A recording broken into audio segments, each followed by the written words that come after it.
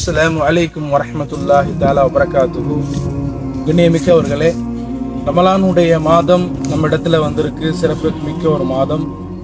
நபி ஸல்லல்லாஹு அலைஹி வஸல்லம் அன்னவர்கள் சொன்னார்கள், ரமலானுடைய மாதம் வந்து விட்டதுன்னு சொன்னா சொர்க்கத்தினுடைய கதவுகள் திறக்கப்படுது, நரகத்துடைய கதவுகள் மூடப்படுது, ஷைத்தான் விலங்கிடப்படுறான் என்பதாக சொன்னாங்க. அப்ப இந்த சிறப்பிற்குரிய மாதத்துல நாம் எந்த அளவுக்கு அமல் செய்ய வேண்டும்? முதலாவதாக அதிகமாக நம்முடைய தேவைகளுக்காக வேண்டி, நம்மளுடைய பாவங்களுக்காக வேண்டி அல்லாஹு தாலா இடத்துல துவா செய்யணும். இரண்டாவதாக நம்ம மீது கடமையா இருக்கக்கூடிய தொழுகையினை பரிபூர்ணமான முறையில் தொழுகணும். ஏன் என்று சொன்னால் தொழுகை அல்லாஹு தாலாவுடைய நெருக்கத்தை ஏற்படுத்தக்கூடியதாக இருக்கு. மூன்றாவதாக திருக்குரானை அதிகமாக ஓதணும். ஏன்னா அது நமக்கு மிகப்பெரிய ஒரு வழிகாட்டியாக இருக்கு. நாலாவது, ஏழைகளுக்கு அதிகமாக உதவிகள் செய்யணும். நம்முடைய உதவிகளின் மூலயமாக ஏழைகளுடைய முகத்துல மலர்ச்சி ஏற்படணும். ஆக இந்த அனைத்து அமல்களையும் செய்யக்கூடிய பாக்கியத்தை அல்லாஹ் நம் அனைவருக்கும் தருவானாக.